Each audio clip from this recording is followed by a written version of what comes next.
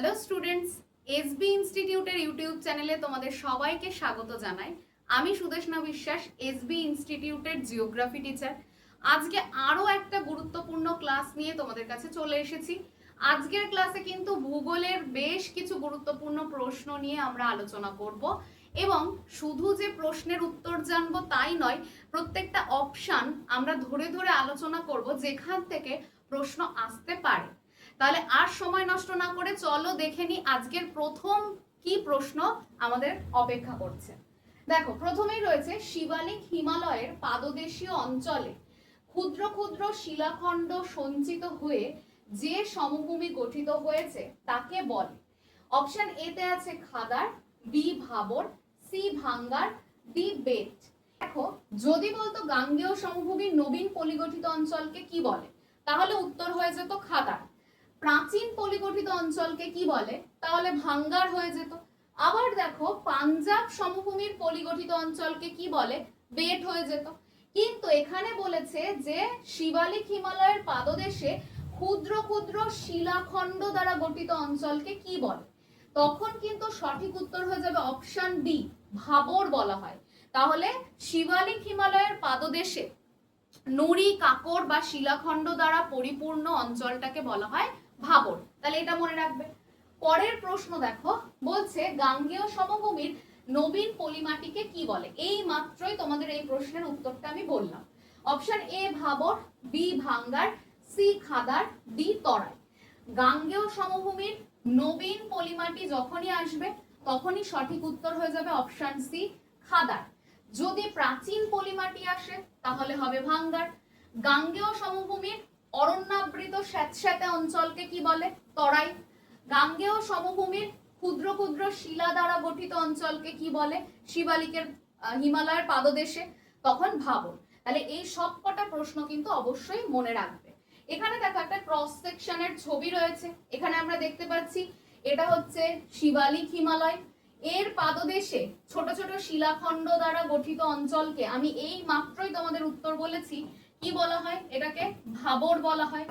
তারপর দেখো, এই যে গাঙ্গেয় সমভূমির এই অঞ্চলটা স্যাঁতস্যাঁতে অরণ্য দ্বারা আবৃত অঞ্চল, এটাকে ভাবরের পরবর্তী অংশকে বলা হয় তরাই। ভাবরের পরবর্তী অংশকে কি বলা হচ্ছে, তরাই বলা হচ্ছে।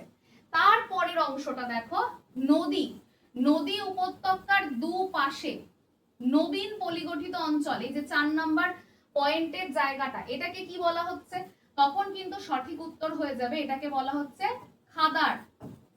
তারপর দেখো কি রয়েছে, গাঙ্গেয় সমভূমির নবীন পলিগঠিত অঞ্চলের দুপাশে প্রাচীন পলিগঠিত অঞ্চল, অর্থাৎ এই জায়গাটা এবং এই জায়গাটা, এই দুটো জায়গাকে কি বলে, তখন সঠিক উত্তর হয়ে যাবে ভাঙ্গার বলে। তাহলে দেখো এখান থেকে কোন অপশনটা আমরা নেব। 1 নম্বরে রয়েছে ভাবর। এখানে দেখো 1 নম্বরে একটাতেই ভাবর রয়েছে, অর্থাৎ অপশন সি। 2 এ আছে তরাই, এটা হচ্ছে তরাই। 3 এ আছে ভাঙ্গার, এটা হচ্ছে ভাঙ্গার। আর 4 নাম্বার নদীর একদম তীরে রয়েছে খাদার। তাহলে এখানে সঠিক উত্তর হয়ে যাবে কিন্তু অপশন সি। পরের প্রশ্নটা দেখো,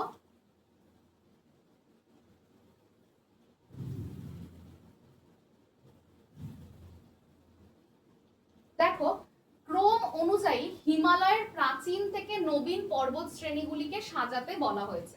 প্রথমেই রয়েছে, এখানটায় হচ্ছে শিবালিক হবে। প্রথমে আছে শিবালিক, হিমাচল, হিমাদ্রি, টেথিস। তারপরে আছে হিমাচল, হিমাদ্রি, টেথিস এবং শিবালিক। সিতে আছে টেথিস, হিমাদ্রি, হিমাচল, শিবালিক। ডিতে আছে হিমাদ্রি, হিমাচল, শিবালিক এবং টেথিস। এক্ষেত্রে দেখো প্রাচীন থেকে নবীন বলেছে। সব থেকে হিমালয়ের মধ্যে প্রাচীনতম যে অংশটা তৈরি হয়েছিল সেটা হচ্ছে ট্রান্স হিমালয় বা টেথিস হিমালয়। সবার প্রথমে বলেছে প্রাচীন থেকে নবীনের দিকে সাজাতে। তাহলে প্রাচীনের মধ্যে সবার প্রথমে কাকে থাকতে হবে, টেথিসকে। টেথিসের পরে উৎপত্তি হয়েছিল একই সাথে ভূ আলোড়নের ফলে হিমাদ্রির। তারপর আমরা দেখতে পাচ্ছি হিমাচল, আর সবার শেষে হচ্ছে শিবালিক। তার মানে এখানে একমাত্র প্রথমেই দেখো টেথিস রয়েছে অপশন সি তে। অপশন সি হয়ে যাবে রাইট অ্যান্সার, কারণ প্রথমে ট্রান্স বা টেথিস, তারপর হিমাদ্রি, তারপর হিমাচল এবং সর্বশেষ এবং সবথেকে নবীনতম হিমালয়ের অংশ হচ্ছে শিবালিক। তাহলে এটা ভালো করে মনে রাখবে। পরের প্রশ্ন দেখো, বলছে মালাবার উপকূলের উপহ্রদগুলি স্থানীয় ভাষায় যে নামে পরিচিত। অপশন এ আছে কয়াল, বি আছে ওয়াদান, সি আছে লেগুন, ডি আছে কতেন। এখানে সঠিক উত্তর হয়ে যাবে অপশন এ কয়াল। আর সব থেকে ভারতের বৃহত্তম কয়ালের নাম যদি জিজ্ঞাসা করে তাহলে সেটা কি, সেটা হচ্ছে ভেম্বানাদ। ভেম্বানাদ হচ্ছে ভারতের সব থেকে বৃহত্তম কয়াল। তাহলে মালাবার উপকূলে কিন্তু আমরা কি দেখতে পাই, কয়াল দেখতে পাই। উপহ্রদকে স্থানীয় ভাষাতে বলা হয় কয়াল। আর বৃহত্তম কয়াল কিন্তু কেরালাতে রয়েছে ভেম্বানাদ। পরের প্রশ্ন দেখো, পাট অঞ্চল কোন মালভূমিতে অবস্থিত। অপশন এ তে রয়েছে মালব মালভূমি, বি আছে বাঘেলখান্ড মালভূমি, সি আছে ছোটনাগপুর মালভূমি, ডি আছে বুন্দেলখণ্ড মালভূমি। তোমরা প্রত্যেকেই জানো যে ছোটনাগপুর মালভূমির মধ্যভাগের উঁচু অংশকে আমরা কি বলি, পাট অঞ্চল বলি। তাহলে পাট অঞ্চল দেখা যাচ্ছে কিন্তু ঝাড়খণ্ডের ছোটনাগপুর মালভূমিতে, অর্থাৎ অপশন সি হয়ে যাবে কিন্তু রাইট অ্যান্সার। পরবর্তী প্রশ্ন দেখো, প্রদত্তগুলির মধ্যে কর্ণাটকের ব্যবচ্ছিন্ন মালভূমি কোনটা। Option A Malnad, B Pat, C Deccan trap, D Baghelkhand. দেখো এখানে সঠিক উত্তর হয়ে যাচ্ছে মালনাদ। কর্ণাটক যে রাজ্যটা বা কর্ণাটক যে মালভূমিটা, তার পূর্ব দিকের অংশটাকে বলা হয় কিন্তু ময়দান। এই অংশটা কিন্তু সমতল। কর্ণাটকের পূর্ব দিকের অংশটাকে বলা হয় ময়দান, সমতল অংশ। আর কর্ণাটক মালভূমির পশ্চিম দিকে উঁচু নিচু অংশকে বলা হয় মালনাদ। তাহলে সঠিক উত্তর কিন্তু এটা মালনাদ। আর প্যাট অঞ্চল কোন মালভূমিতে দেখা যায়, এই মাত্র বললাম ছোটনাগপুর মালভূমিতে প্যাট অঞ্চল দেখা যায়। তারপর দেখো ডেকান ট্র্যাপ কোথায় দেখা যায়, মহারাষ্ট্র মালভূমিতে দেখা যায়। বাঘেলখান্ড কোথায় দেখা যায়, বাঘেলখান্ড দেখা যাচ্ছে কিন্তু মধ্য ভারতের উচ্চভূমিতে। তাহলে এইভাবে আমাদেরকে কিন্তু প্রত্যেকটা মনে রাখতে হবে। পরবর্তী প্রশ্ন দেখো, ভারতের সর্বোচ্চ মালভূমি হলো। অপশন এ তে রয়েছে মালব মালভূমি, বি আছে তেলেঙ্গানা মালভূমি, সি আছে মেঘালয় মালভূমি, ডি আছে লাদাখ মালভূমি। তাহলে ভারতের সব থেকে উঁচু মালভূমির নাম হচ্ছে লাদাখ মালভূমি। আর এখানে দেখো যে কটা মালভূমি রয়েছে, যদি দেখা যায় মালব মালভূমি কি ধরনের মালভূমি, তাহলে এটা লাভা গঠিত মালভূমি। তেলেঙ্গানা মালভূমি কি ধরনের মালভূমি, এটা হচ্ছে ব্যবচ্ছিন্ন মালভূমি। তারপর দেখো মেঘালয় মালভূমি, এটাও কিন্তু ব্যবচ্ছিন্ন মালভূমি। এবং তার সাথে দেখো লাদাখ মালভূমি, এটা কিন্তু পর্বত বেষ্টিত মালভূমি। এটা পর্বত বেষ্টিত মালভূমি। তাহলে এই সব কটা কিন্তু আমাদেরকে মনে রাখতে হবে। পরবর্তী প্রশ্ন দেখো, ভারতের দীর্ঘতম হিমবাহ হলো। অপশন এ তে আছে Siachen, B হিসপার, C বল্টারো, D Zemu. এখানে সঠিক উত্তর তোমরা প্রত্যেকে দিতে পারবে অপশন এ। সিয়াচেন হচ্ছে ভারতের সব থেকে দীর্ঘতম হিমবাহ। এটা কিন্তু কারাকোরাম পর্বতের অন্তর্গত। এটা কোথায় অবস্থিত, লাদাখে অবস্থিত। তাহলে সিয়াচেন হচ্ছে ভারতের সব থেকে দীর্ঘতম এবং বৃহত্তম হিমবাহ। পরবর্তী প্রশ্ন দেখো, বলছে কর্ণাটক মালভূমির পূর্ব দিকে অনুচ্চ মৃদু তরঙ্গায়িত ভূমিভাগকে কি বলে। অপশন এ আছে ব্যাডল্যান্ড, বি আছে মালনাদ, সি প্যাট, ডি ময়দান। পূর্ব দিকে এই মাত্র বলেছি যে কর্ণাটক মালভূমির পূর্ব দিকে অবস্থিত কিন্তু ময়দান। তাহলে এটা হয়ে যাবে সঠিক উত্তর। পরবর্তী প্রশ্ন দেখো, উত্তর এবং দক্ষিণ ভারতকে বিভাজন করছে কোন পর্বত। এতে আছে মহেন্দ্রগিরি, বি নীলগিরি, সি আরাবল্লী, ডি বিন্ধ্য। উত্তর এবং দক্ষিণ ভারতকে বিভাজন করছে বা উত্তর এবং দক্ষিণ ভারতের নদ নদীকে বিভাজিত করছে কিন্তু বিন্ধ্য পর্বত। বিন্ধ্য পর্বত কি ধরনের পর্বত, বিন্ধ্য পর্বত কিন্তু স্তূপ পর্বত। এটাকে জলবিভাজিকাও বলা হয়। যেহেতু উত্তর ভারত এবং দক্ষিণ ভারতের নদ নদীকে পৃথক করে, সেই জন্য এটাকে কিন্তু জলবিভাজিকাও বলা হয়। নীলগিরি, নীলগিরিকে কি বলা হয়, ভারতের পর্বত গ্রন্থি বলা হয়। ভারতের পর্বত গ্রন্থি বলা হয়। নীলগিরির সর্বোচ্চ শৃঙ্গের নাম কি? দোদা বেতা। তারপর দেখো বিন্ধ্যর সর্বোচ্চ শৃঙ্গর নাম কি? সদ্ভাবনা। বিন্ধ্যর সর্বোচ্চ শৃঙ্গের নাম সদ্ভাবনা। তারপরে দেখো আরাবল্লী। আরাবল্লী কি ধরনের পর্বত? এটাকে কিন্তু বলা হয় প্রাচীন ভঙ্গিল পর্বত। এটাকে বলা হয় প্রাচীন ভঙ্গিল পর্বত। এর সর্বোচ্চ শৃঙ্গের নাম কি? এর সর্বোচ্চ শৃঙ্গের নাম গুরু শিখর। তাহলে এগুলো কিন্তু ভালো করে মনে রাখবে। আচ্ছা, এরপরে চলে আসি কাশ্মীর উপত্যকায় অবস্থিত বিখ্যাত হ্রদ হলো, অপশন এ রয়েছে ডাল, বি নৈনিতাল, সি সম্বর, ডি চিল্কা। কাশ্মীর ভ্যালি বা কাশ্মীরে অবস্থিত কিন্তু বিখ্যাত হ্রদ, তোমরা প্রত্যেকেই নাম শুনেই বুঝতে পেরেছো, এটার উত্তর হবে ডাল। ডাল, উলার, এই দুটো কিন্তু ভীষণ বিখ্যাত হ্রদ কাশ্মীরের। আর যদি বলে সব থেকে উচ্চতম হ্রদ, তখন কিন্তু হয়ে যাবে লাদাখের প্যাংগং। এটা কিন্তু উচ্চতম হ্রদ, লবণাক্ত জলের হ্রদ। নৈনিতাল, নৈনিতাল কোথায় রয়েছে? উত্তরাখণ্ডে রয়েছে। উত্তরাখণ্ডে বা কুমায়ুন হিমালয়ে যত হিমবাহের বরফ গলা জলে পুষ্ট হ্রদ আছে তাদেরকে বলা হয় তাল। আর নৈনিতাল রয়েছে কোথায়? উত্তরাখণ্ডে নৈনিতাল রয়েছে। সম্বর, এটা কোথায় অবস্থিত? এটা কিন্তু রাজস্থানে অবস্থিত। সম্বর হ্রদ অবস্থিত রাজস্থানে। চিল্কা ভারতের বৃহত্তম উপহ্রদ, যেটা অবস্থিত ওড়িশাতে।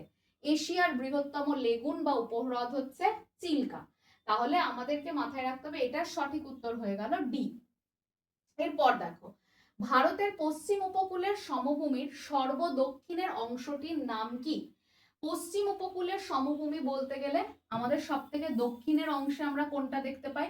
প্রথমে তো থাকে, একদম শুরুতেই থাকে গুজরাট উচ্চভূমি বা গুজরাট সমভূমি। গুজরাট সমভূমি। তারপর মহারাষ্ট্র আর গোয়া নিয়ে থাকে কোঙ্কণ উপকূল। কোঙ্কণ উপকূল থাকে। তারপর কর্ণাটক নিয়ে থাকে কর্ণাটক উপকূল। তারপরে থাকে সব থেকে দক্ষিণে কেরালার মালাবার উপকূল। তাহলে দেখো এখানে অপশনগুলোর মধ্যে সবার প্রথমে রয়েছে কে? গুজরাট। তারপর মহারাষ্ট্র আর গোয়াতে রয়েছে কোঙ্কণ উপকূল, কর্ণাটকে রয়েছে কর্ণাটক উপকূল, এবং কেরালা হচ্ছে সব থেকে দক্ষিণে রয়েছে। এখানে কোন উপকূল রয়েছে? মালাবার উপকূল রয়েছে সব থেকে দক্ষিণে। পরবর্তী প্রশ্ন দেখো, বলছে ভারতের দক্ষিণতম পর্বত হলো, অপশন এ তে রয়েছে নীলগিরি, বি রয়েছে পালনি, সি আন্নামালাই, ডি কার্ডামম। এটার সঠিক উত্তর হয়ে যাবে অপশন ডি কার্ডামম। এটাই ভারতের সব থেকে দক্ষিণতম পর্বত হিসেবে আমাদের কাছে পরিচিত। পরবর্তী প্রশ্ন দেখো, বলছে ভারতের উপদ্বীপীয় মালভূমি যে প্রাচীন ভূখণ্ডের অংশ সেটি হলো, অপশন এ আছে টেথিস সাগর, বি আছে লরেশিয়া, সি আছে আঙ্গার ল্যান্ড, ডি আছে গন্ডোয়ানা ল্যান্ড। তাহলে ভারতীয় উপদ্বীপের মালভূমিকে বলা হচ্ছে কি, কার অংশ বলা হচ্ছে? গন্ডোয়ানা ল্যান্ডের অংশ। পৃথিবী সৃষ্টির পর এখনকার মতন কিন্তু বর্তমানে যেরকম ভাবে আমরা মহাদেশ দেখতে পাই সেরকম ভাবে কিন্তু মহাদেশগুলো ছিল না। সমস্ত মহাদেশ কিন্তু একত্রে অবস্থান করত, যেটাকে বলা হয় প্যানজিয়া। আর এই প্যানজিয়া কিন্তু ছিল, প্যানজিয়াকে কিন্তু দুটো ভাগে বিভক্ত করা হতো। কি কি সেই দুটো ভাগ? সেটা হচ্ছে প্যানজিয়ার উত্তরের অংশটাকে বলা হতো মূলত উত্তর আমেরিকা, ইউরোপ এবং এশিয়ার কিছু অংশ, এটাকে বলা হতো কিন্তু গ্রিনল্যান্ড। এই জায়গাগুলোকে বলা হতো লরেশিয়া। আর দক্ষিণ আমেরিকা, আফ্রিকা এবং ভারতের উপদ্বীপ অঞ্চল, অস্ট্রেলিয়া, আন্টার্কটিকার বেশ কিছু অংশ, এগুলো নিয়ে গড়ে উঠতো কিন্তু গন্ডোয়ানা ল্যান্ড। তাহলে ভারতের উপদ্বীপীয় মালভূমি কিন্তু গন্ডোয়ানা ল্যান্ডের অংশ। পরবর্তী প্রশ্ন দেখো, ছোটনাগপুর মালভূমির সর্বোচ্চ শৃঙ্গের নাম কি? অপশন এ রয়েছে Manpur, B Amarkantak, C Parasnath, D Shillong. এখানে সঠিক উত্তর ছোটনাগপুর মালভূমির সর্বোচ্চ শৃঙ্গ হচ্ছে পরেশনাথ। এটা ভালো করে মনে রাখবে। আর মেঘালয়ের সর্বোচ্চ শৃঙ্গ বা মেঘালয় মালভূমির সর্বোচ্চ শৃঙ্গ বললে সেটার উত্তর হয়ে যাবে কিন্তু শিলং। আর অমরকন্টক যদি জিজ্ঞাসা করা হয় তাহলে এটা মহাকাল পর্বতের সর্বোচ্চ শৃঙ্গ। মহাকাল পর্বতের সর্বোচ্চ শৃঙ্গ হচ্ছে অমরকণ্টক। তারপরের প্রশ্ন দেখো, বলছে নামচা বারোয়া শৃঙ্গটি অবস্থিত। অপশন এ আছে Kashmir Himalaya, B Arunachal Himalaya, C Kumaon Himalaya, D Bhutan Himalaya. Namcha Barwa রয়েছে কোথায়? অরুণাচল প্রদেশে। অর্থাৎ এটা কোন হিমালয়ের অংশ? এটা কিন্তু অরুণাচল হিমালয়ের অংশ। পরের প্রশ্ন দেখো, কোনটি মেঘালয় মালভূমির সর্বোচ্চ অংশ? অপশন এ তে রয়েছে শিলং পাহাড়, বি আছে গারো পাহাড়, সি আছে খাসি পাহাড়, ডি আছে জয়ন্তিয়া পাহাড়। এই মাত্রই আমরা আলোচনা করলাম মেঘালয় মালভূমির সর্বোচ্চ শৃঙ্গের নাম বা অংশের নাম কিন্তু শিলং পাহাড়। তাহলে এটা ভালো করে মনে রাখবে। এর পরের প্রশ্ন দেখো, ড্যাশ মেঘালয় মালভূমির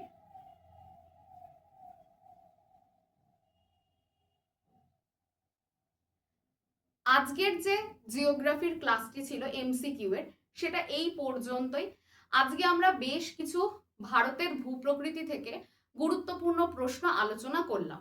অবশ্যই তোমরা কিন্তু মন দিয়ে প্রত্যেকটা কোশ্চেন শুনবে এবং অপশনগুলো রিলেটেড যে তথ্য দেওয়া হলো সেগুলোও খাতায় নোট ডাউন করবে। সামনে আসন্ন সমস্ত সরকারি চাকরির পরীক্ষার জন্য পুরো ভিডিওটি কিন্তু গুরুত্বপূর্ণ। তাহলে ক্লাসটা মন দিয়ে দেখো এবং গুরুত্বপূর্ণ জায়গাগুলোকে নোট ডাউন করে পড়াশোনা করো।